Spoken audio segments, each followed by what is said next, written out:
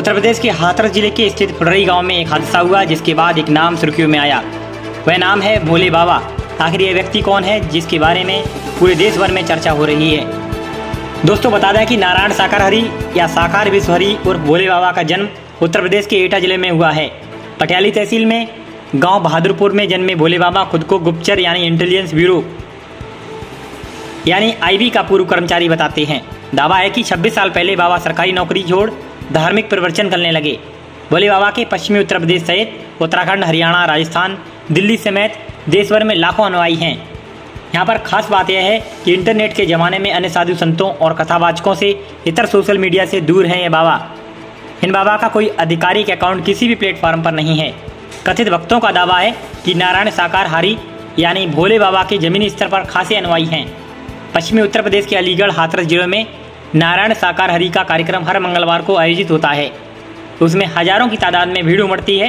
इस दौरान भोले बाबा से जुड़े हजारों स्वयंसेवक और स्वयं सेविकाएँ खाने पीने से लेकर भक्तों के लिए जरूरी इंतजाम करते हैं। कोरोना काल के दौरान प्रतिबंध के बावजूद भी भोले बाबा हजारों की भीड़ इकट्ठा करने के दौरान भी चर्चा में आए थे। संत भोले बाबा के मुताबिक उनके जीवन में कोई गुरु नहीं है। बीआरएस लेने के बाद उन्हें अचानक भगवान से साक्षात्कार हुआ और उसी समय से उनका झुकाव अध्यात्म की ओर हो गया। भगवान की प्रेरणा से उन्होंने जान लिया कि यह शरीर उसी परमात्मा का अंश है। उसके बाद उन्होंने अपना पूरा जीवन मानव कल्याण में लगाने का फैसला कर लिया। संत भोले बाबा का दावा है कि वह खुद कहीं नहीं जाते हैं बल्कि उन्हें वक्त बुलाते हैं।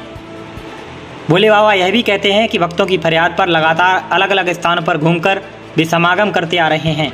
भोले बाबा का दावा है कि उनके भक्त और अनुयायियों की संख्या लाखों में है। हर एक समागम में बड़ी संख्या में उनके अनुयायी पहुंचते हैं। कई बार किसी समागम में उनके अनुयायियों की संख्या 50,000 से भी अधिक हो जाती है। वह कहते हैं कि अपने अनुयायियों को हमेशा मानवता के कल्याण की बात सिखाते हैं और उन्हें मानव सेवा कर भगवान से जुड़ने की प्रेरणा देते हैं। साथ ही वह अपनी पत्नी के साथ सत्संग का कार्यक्रम करते हैं और पटियाली वाले साकार विश्वहरि बाबा के नाम से जाने जाते हैं। इन्हीं समागमों की तरह हाथरस में जो कार्यक्रम हो रहा था उसमें भगदड़ मच गई और करीब 150 के आसपास लोग मारे गए और करीब इतने ही लोग घायल हैं। आखिर इसकी जिम्मेदारी कौन लेगा? क्योंकि प्रशासन पर भोले बाबा ने जिम्मेदारी दे दी है कि प्रशासन ने यहाँ पर अपनी कानूनी प्रक्रिया या फिर प्रशासनिक व्यवस्था नहीं संभाल पाई, इसके कारण यह हादसा हो गया। लेकिन हकीकत क्या है यह जांच का विषय है। आप देख रहे हैं द दस्तक 24। इस पर आप क्या कहना चाहते हैं हमें कमेंट सेक्शन में लिखना ना भूलें और खबर को शेयर करें। शुक्रिया।